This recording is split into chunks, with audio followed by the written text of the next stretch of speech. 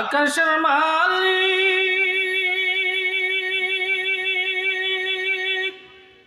আকাশের মালিক যে আল্লাহ, জমিনের মালিক সে আল্লাহ।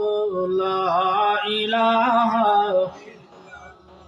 জোরে লা ইলাহা। ঠিক আছে, কিছু করে না। লা ইলাহা,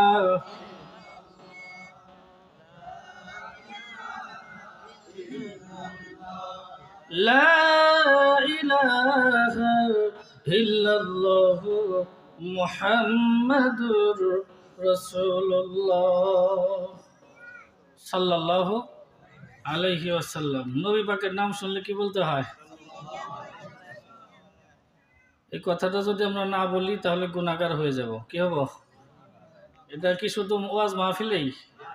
সব জায়গায় বলতে হবে। যেখানেই আমরা নবী পাকের নামের উচ্চারণ শুনবো সেখানেই বলবো সাল্লাল্লাহু আলাইহি ওয়াসাল্লাম। নেওয়াজবাগ জামে মসজিদ ও আইনুল কোরআন মাদ্রাসার উদ্যোগে আজকে মাহফিলের সম্মানিত সভাপতি আলহাজ শেখ সিরাজ উদ্দিন সাহেব, সভাপতি নেওয়াজবাগ জামে মসজিদ, chairman letter and colour limited, এবং দূর দূরান্ত থেকে আগত ইসলাম প্রিয় দিন প্রিয় মুসলমান ভাইরা, পর্দার আড়ালের মা ও বোনেরা, আল্লাহ পাকের শুকর যে মহান রব্বুল আলামিন আমাদেরকে এই জান্নাতের বাগানে আসা এবং বসার জন্য তৌফিক দান করেছেন। আমরা জোরে সরে বলি আলহামদুলিল্লাহ।